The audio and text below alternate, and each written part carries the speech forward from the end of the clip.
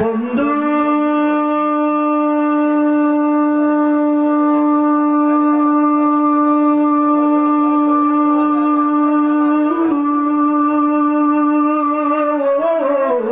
আমার নবীর পাগলের আজকে এমন একটা জায়গায় বসছি সেই জায়গাটা নিঃসন্দেহে জান্নাতের বাগান।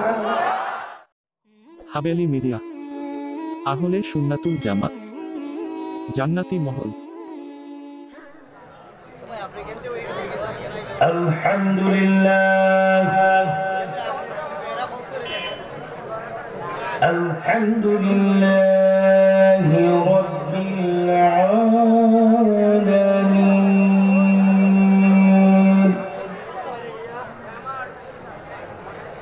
ওয়াল আকিবাতু লিল মুত্তাকিন।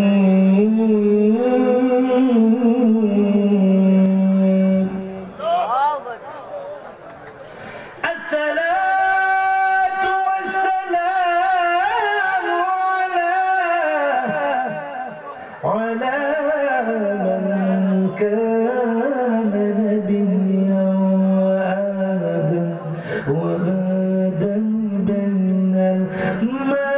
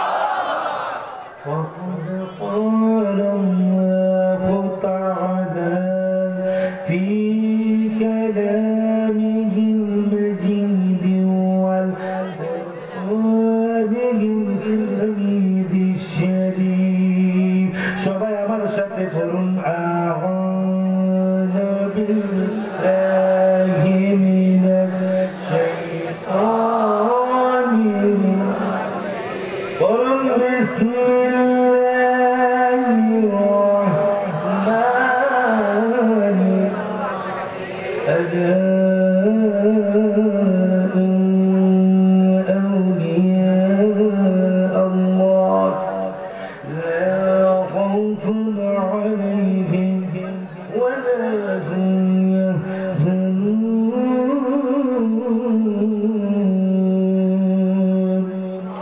صدق الله المولى العظيم صدق رسوله النبي الحبيب الكريم ونحن على ذلك من الشاهدين والشاكرين والحمد لله رب العالمين. إن الله وملائكته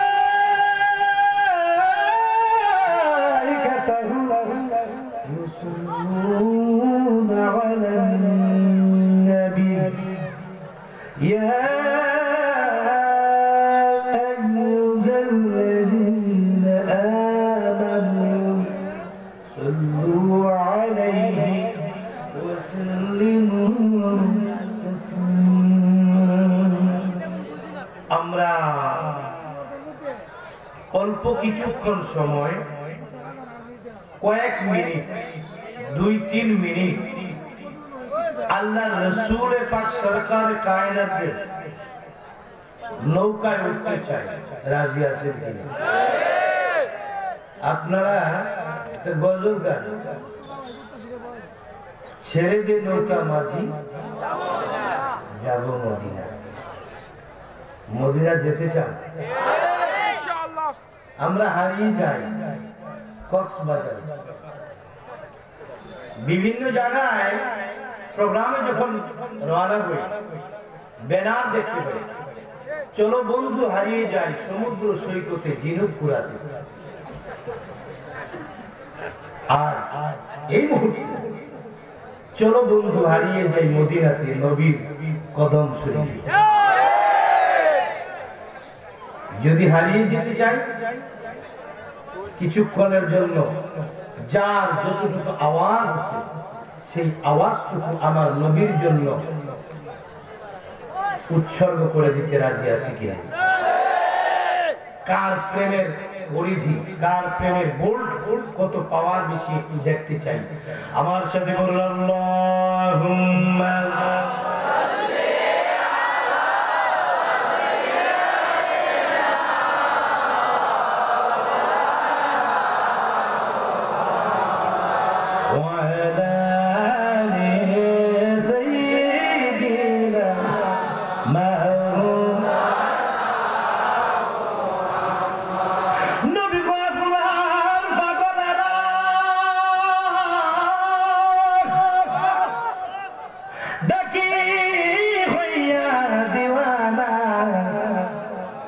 একবার দেখা দিয়া নিবাও জানা পোড়াও মনের বাসনা।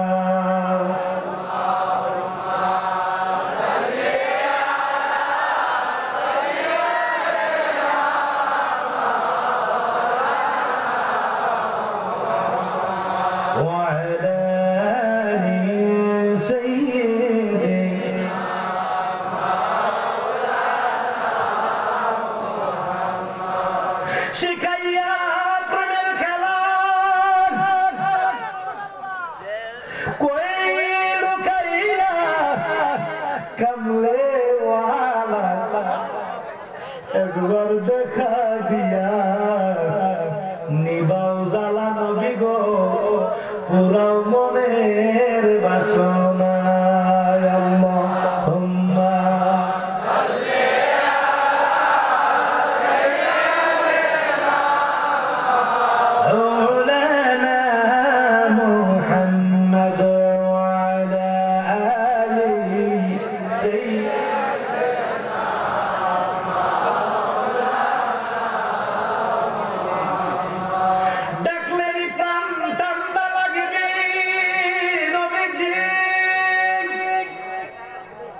না দেখিলে নয়নে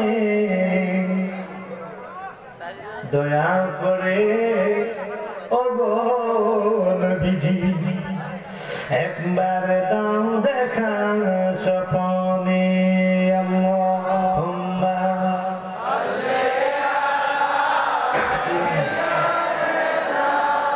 মাওলানা মুহাম্মদ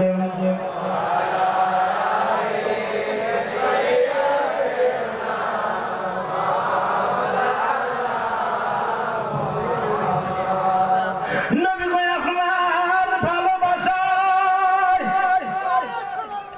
আল্লাহর দিদার পাওয়া যায়।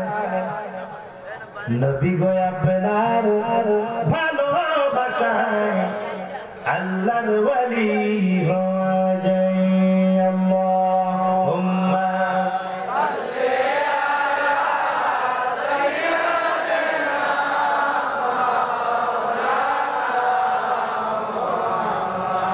وعلى آل سيدنا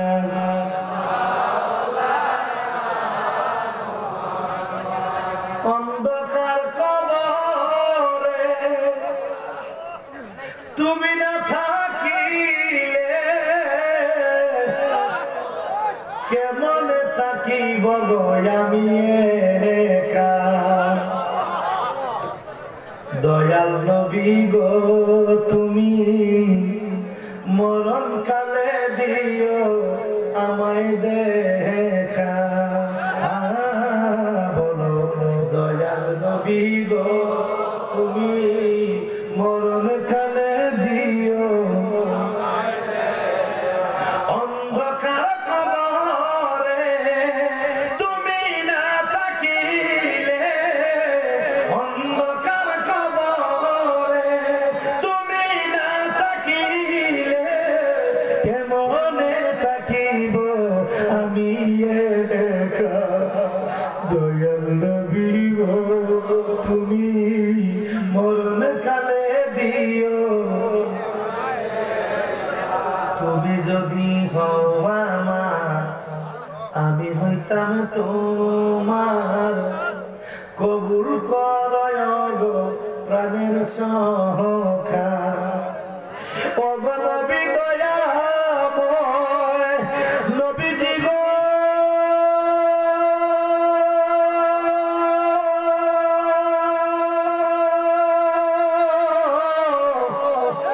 নবীজি গো অগনবী দয়াময়, তোমার দয়া যদি হয় কবরেতে থাকবে না মূর্তে বলো দয়াল নবী গো তুমি মরণ কালে দিও আমায় দেখা দয়াল নবী গো তুমি মরণ কালে দিও আমায় দেখা সকলে বলুন আল্লাহু আকবার আল্লাহু আকবার ইয়া রাসূলুল্লাহ ইয়া রাসূলুল্লাহ ইয়া ওলিয়াল্লাহ ইয়া ওলিয়াল্লাহ 360 আউলিয়া अन्नतम सैयद शाह नसीरुद्दीन सिपाही सालार अल-मदानी और रहमतुल्लाह अलैहि के सुजुग औलाद सैयद शाह सालेह मोहम्मद रहमतुल्लाह अलैहि षष्ठतम अगस्तम पुरुष हजरत सैयद शाह अब्दुल फज्जल प्रकाश चमारी साहिब বানিশা রহমতুল্লাহ আলাইহি ভক্তবৃন্দের উদ্যোগে ঐতিহ্যবাহী খান্দুরা দরবার শরীফের পক্ষ হইতে পবিত্র ঈদ মিলাদুন নবী সাল্লাল্লাহু আলাইহি ওয়াসাল্লাম উপলক্ষে এই মাহফিল সপ্তম আন্তর্জাতিক তরিকত সম্মেলন। কি সম্মেলন? সবাই বলে কি সম্মেলন? তরিকত সম্মেলন। আজই ধল তেমুনিয়া বাজার সংলগ্ন ময়দানে এই সম্মানের এই অনুষ্ঠানের সভাপতি আওলাদ রাসূল সাল্লাল্লাহু আলাইহি ওয়াসাল্লাম পীর কামিল সৈয়দ উমরুল কামাল সাহিব গদ্দিনী ঐতিহ্যবাহী খান্দুরা দরবার শরীফ উৎসব সভাপতি আওলাদ রাসূল পীরজাদা সৈয়দ সেলিম শাহ সাহিব গদ্দিনী তারাগঞ্জ দরবার শরীফ আখৌরা সভারত্ন আওলাদ রাসূল পীরজাদা সৈয়দ আফজালুল বশর সাহিব ঐতিহ্যবাহী খান্দুরা হাবিলি সহ সভাপতি সৈয়দ আওলাদ রাসূল সৈয়দ মাসুদ বখ কয়েদ সাহিব গদ্দিনী ঐতিহ্যবাহী খান্দুরা হাবিলি সভারত্ন পীরজাদা মাওলানা শেখ মোহাম্মদ আবদ শাহ বৌসিয়া গাজিয়া দরবার শরীফ বাড়িউড়া সভারত্ন আওলাদ রাসূল পীরজাদা সৈয়দ হাবিবুর রহমান জুনেদ সাহেব রিচি মেহরাবাদ দরবার শরীফ ও আজকের মাহফিলের যিনি ব্যবস্থাপনা করেছেন আওলাদ রাসূল পীরজাদা সুন্নিয়তের অতন্দ্র প্রহরী সৈয়দ সুহেল আব্দাল সাহিব গদ্দিনী শিল্পীর ঐতিহ্যবাহী খান্দুরা হাবিলি ও মেহমান হিসেবে আলহাজ রইস মিয়া সাহেব সাবেক চেয়ারম্যান সভাপতি জেলা সুন্নি সংগ্রাম পরিষদ হবিগঞ্জ প্রধান মেহমান আলহাজ অ্যাডভোকেট মোহাম্মদ আবু জাহির সাহেব প্যানেল স্পিকার জাতীয় সংসদ মাননীয় সংসদ সদস্য হবিগঞ্জ লাখাই দিয়ে ও জনাব রইস মিয়া সাহেব সাবেক চেয়ারম্যান সভাপতি জেলা সুন্নি সংগ্রাম পরিষদ জনাব মকবুল হোসেন ফকির সাহেব ঢাকা আকরাম আলী নান্নু সাহেব জনাব মোহাম্মদ আকরাম আলী নান্নু সাহেব সাবেক চেয়ারম্যান 1 নং লোকড়া ইউনিয়ন পরিষদ হবিগঞ্জ সদর প্রধান আকর্ষণ মোহাম্মদ মুতাসিরুল ইসলাম চেয়ারম্যান হবিগঞ্জ সদর উপজেলা ও বিশেষ আকর্ষণ আতাউর রহমান সেলিম সাহেব সভাপতি বাংলাদেশ যুবলীগ হবিগঞ্জ জেলা সার্বিক তত্ত্বাবধানে ফরহাদ আহমেদ আব্বাস সাহেব চেয়ারম্যান 1 নং লোকড়া ইউনিয়ন পরিষদ হবিগঞ্জ সদর আর প্রধান অতিথি হিসেবে আছেন আন্তর্জাতিক খ্যাতি সম্পন্ন মুনাজির আহলে সুন্নাহ ওয়াল উলামা বিশিষ্ট লেখক গবেষক আলহাজ মুফতি আবু তাইয়্যিব মোহাম্মদ নুরউদ্দিন চঙ্গি সাহেব মাদ্দাজিল্লাহুল আলী খতিব দারুস সালাম ট্রাস্ট জান মসজিদ লেস্টার যুক্তরাজ্য আমার পরিজনী আসতেছেন আমার মহব্বতের ভাই হযরত আন্তর্জাতিক খ্যাতি সম্পন্ন সারা বাংলাদেশের আলোড়ন সৃষ্টিকারী হযরত মাওলানা পীর মুফতি গিয়াসউদ্দিন আফসাহি সাহেব ফৈজিয়া দরবার শরীফ এবং অন্যান্য উলামায়ে কেরামদের মধ্যে আমার একজন প্রিয় মানুষ, আমার একজন অত্যন্ত ভালোবাসার মানুষ, মঞ্চে উপবিষ্ট আল্লামা মুফতি আবু সফওয়ান মুহাম্মদ আশরাফুল ওয়াদুদ মাদ্দাজিল্লাহু আলী সাহিব ইসলাম ও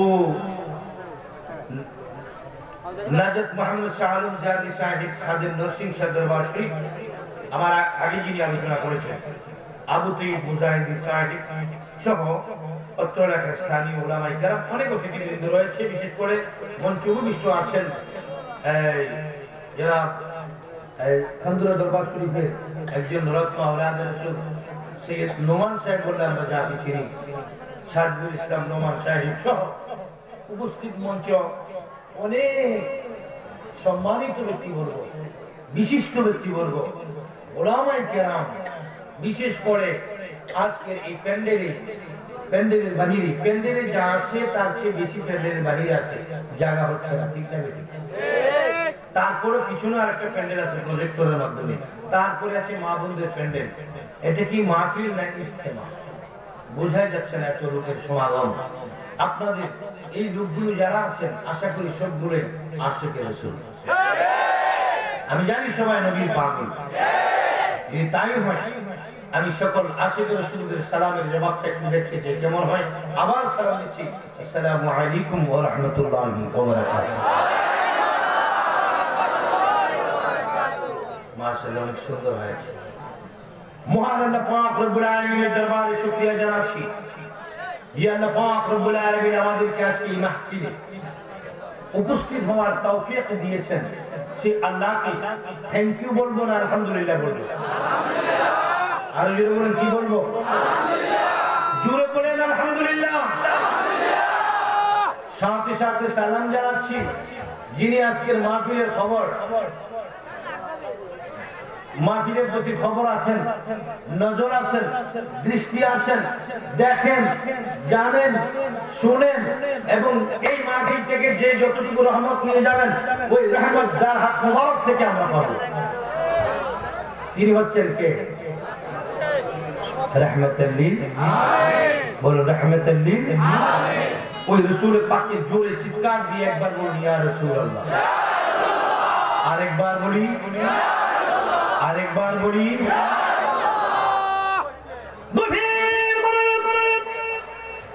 অন্তরের কান লাগান আমার নবীর পাগলের আগো। সারা বিশ্বের জমিনে, সারা পৃথিবীর জমিনে মাটির নিচে যত আম্বিয়ে কেরাম, মাটির নিচে যত আম্বিয়ে কেরাম ইসলাম নিচে তাদের পাক আর ভাই সালাম জানাইলাম, সালাম জানাইলাম। কান্দুরার জমিনে যত আল্লাহর ওলি এবং কি মুরার বন্দর জমিনে যত আল্লাহর ওলি সহ বাংলাদেশে যত আল্লাহর ওলি শুয়ে আছে সমস্ত আল্লাহর ওলিদের পাক কদমে সালাম জানাইলাম। আমার আউলিয়া কেরামের রূহানি ফায়দ আমরা হাসিল করতে পারি আমার আল্লাহ যেন কবুল করে, বলুন আমিন। বন্ধু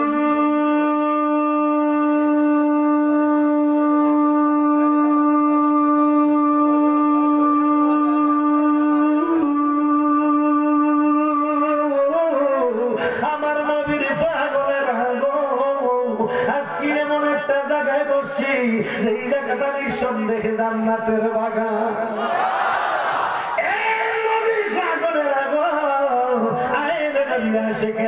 আজকে যারা সমবেত হয়েছি আমরা আল্লাহর পাগল, আমরা নবীর পাগল, আমরা কোরআনের পাগল, আমরা মাদ্রাসার পাগল, আমরা মসজিদের পাগল, আমরা পাশাপাশি মাজারেরও পাগল। আমাদেরকে যত মাজার পূজারি বলে গালি দেখ না কেন রাগ হই না? ঠিক না ঠিক? আমাদেরকে যত মাজার পূজারি বলো আমরা মুজার রাখি না, কারণ হলো আমরা মাজার পূজা করি না, আমরা মাজার জিয়ারত করি, আমরা মাজারকে সম্মান করি। সম্মান করা শিখাইছেন আমার আল্লাহ। কে শিখাইছেন? আল্লাহ। ওলি আল্লাহদের প্রতি সম্মান দেখাতে হবে, এটা কার কথা? ওলি আল্লাহদের বিরোধিতা করলে বেদার হয় কে? ওলি আল্লাহদের বিরোধিতা করলে সুন্নি মুসলমান বেজার হয়, এটা শিখছে আল্লাহ থেকে। এটা আল্লাহ থেকে আমরা শিখছি, ঠিক আছে? মান আদালি বলিনি ফাকাদ আদালতু হারবে। যারা ওলি আল্লাহর বিরোধিতা করো তাদের বিরুদ্ধে আমি আল্লাহর যুদ্ধের ঘোষণা। এই কথার দ্বারা আমরা শিখতে পারছি, আল্লাহ পাকের পক্ষ থেকে শিক্ষা পেয়েছি, ওলি আল্লাহদের সঙ্গে বিরোধিতা করলে বেজার হয়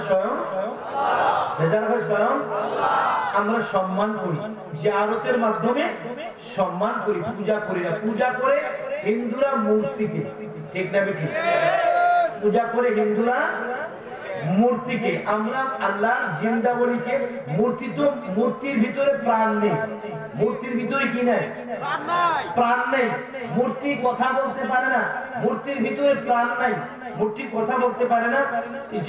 আমার হিন্দু ভাইরা ওনাদের ধর্মের অনুযায়ী ওনারা মূর্তির পূজা করে থাকে। কিন্তু আমরা যে মাজারে যাই, আমাদের ওলি আল্লাহরা মাজার থেকে কথা বলতে পারে।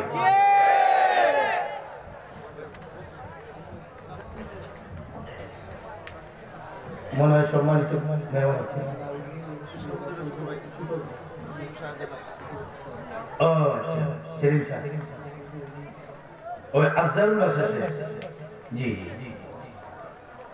আলহামদুলিল্লাহ, আমাদের সকল অতিথি ভরপুর হয়ে গেছে স্টেজ, আলহামদুলিল্লাহ বলে। তা আমরা আল্লাহর শিখানো কাজ করি। কার শিখানো কাজ? বলুন, কার শিখানো কাজ? আমরা সেখানে গিয়ে কি গীতা পড়ি না কোরআন পড়ি? আমরা আল্লাহর মাজারে গিয়ে আমরা কি এই গীতা, বাইবেল, কি কয়, গীতা, রামায়ণ, মহাভারত ওইগুলা পড়ি না আল্লাহর কালাম পড়ি? আল্লাহর কালাম পড়ি। আল্লাহর কালাম পড়ে যে জায়গার মধ্যে আল্লাহর কালাম করা হয়, যে জায়গায় সূরা ফাতিহা শরীফ পড়া হয়, যে জায়গার মধ্যে সূরা ইখলাস শরীফ পড়া হয়, যে জায়গার মধ্যে সূরা নাস শরীফ পড়া হয়, যে জায়গায় আয়াতুল কুরসি পড়া হয়, যে জায়গার মধ্যে নবীর মিলাদ পড়া হয়, যে জায়গার মধ্যে আমার নবীজির দরুদ শরীফ পড়া হয়, যে জায়গার মধ্যে কোরআন তেলাওয়াত করা হয়, যে জায়গায় গিয়ে আল্লাহর কাছে মুনাজাত করা হয়, এই জায়গাটাকে, এই অনুষ্ঠানটাকে, এই কাজটাকে যারা জিয়ারতকে যারা পূজা বলে, তারা কি ভণ্ডামি করছে না? আমরা ভণ্ডামি করছি, ওরা ভণ্ডামি করছি। মাজার জিয়ারতের জায়গা, এটা পূজা বলে আমাদেরকে ধিক্কার দিলি। আমরা রাগ করি না, আমরা বুঝতে পারি তোমরা ব্যাপ হবে, তোমাদের আকল কথার বলতে কিছু, তোমরা কিছু বুঝো, তোমরা বোঝার চেষ্টা করো। মাজারের বিরোধিতা না করে মাজারে এসে তোমরা জিয়ারত করে দেখো তোমাদের যত সমস্যা। তবে একটা কথা বলে ফেলি, একটা কথা আছে, যারা মাজারের বিরোধিতা করে, যে গোষ্ঠীটা মাজারের বিরোধিতা করে, যে সমস্ত দল, ওদের মধ্যে গোপনে ঘোমটা দিয়ে যখন বিপদে পড়ে, ওদের মধ্যে অনেকে চোখে চোখে মাজারে লাগে।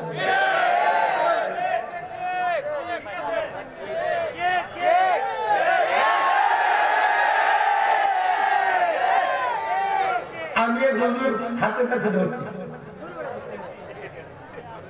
সৈয়দ কাল্লা শহীদ রহমতুল্লাহ মাজার জিয়ারত করতে গেলাম।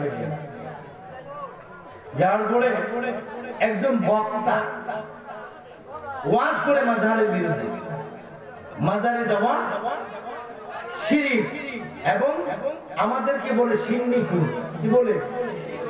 সিন্নিকুর বলে, মাজার পূজারি বলে।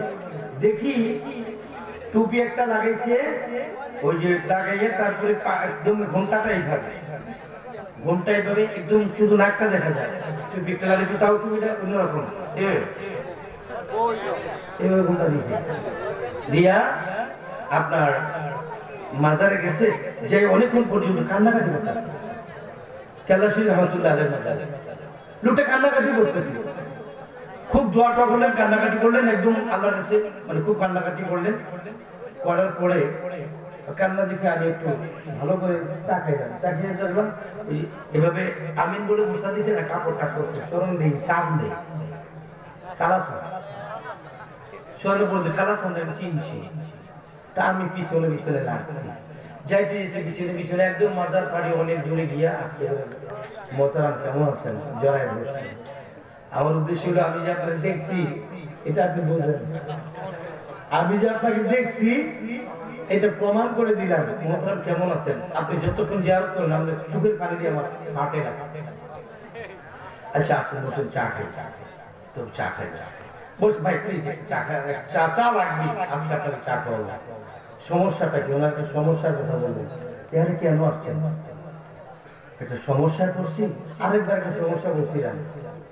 সমস্যা করার পরে ইয়াসুদুর রহমতুল্লাহের মাদ্রাসা যখন জিয়ারত করে একটা বাতি লাগাইলাম, আমি মাজারে থাকাকালীন আমার সমস্যাটা দূর হয়ে গেছে। উনি বলতেছিলেন, পরবর্তীতে বললো আজকে আমি একটা সমস্যা করছি, আসছি।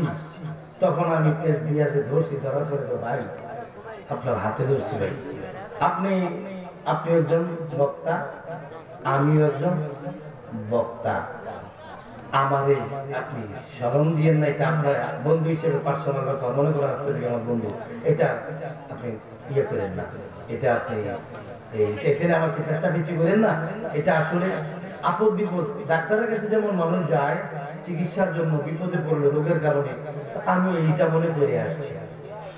তো ডাক্তারের কাছে চিকিৎসা হলে যেমন যাওয়া যায়, আমরা কি ফুর্তি করতে যাই? আমরা তো সমস্যা পড়লে আল্লাহর কাছে গিয়া ওলি উসিলাতে চাই, ঠিক না? এরকম আমি বহু মাজারে আমার জীবনে বহু একাধিকবার না, একবার দুইবার না, বহুবার দেখেছি যারা মাজারের বিরোধিতা করে, যারা মাজারকে ব্যঙ্গ করে কথা বলে, যারা মাজারের বিরোধিতা করে, তাদের মধ্য থেকে অনেক লোক বিপদে পড়লে তাদের শুধু উনি যে গেছে তা না, তাদের অনুসারীদের মধ্যে অনেক মানুষ আমি প্র্যাকটিক্যাল নিজের চোখে আমি দেখেছি মাজারে গিয়ে বাতি জ্বালায়, বাতির বিরুদ্ধে ওয়াজ করে, আতর গোলাপের বিরুদ্ধে ওয়াজ করে, মাজারকে মাজার পূজারি আমাদেরকে বলে, আবার বিপদ যখন পড়ে রাত্র 3টা বাজে ঘুমটা দিয়ে পাঞ্জাবি খুলে শাল গায়ে দিয়ে এক করে ওনা মাজারের মধ্যে যে রুদন করে গড়াগড়ি করে।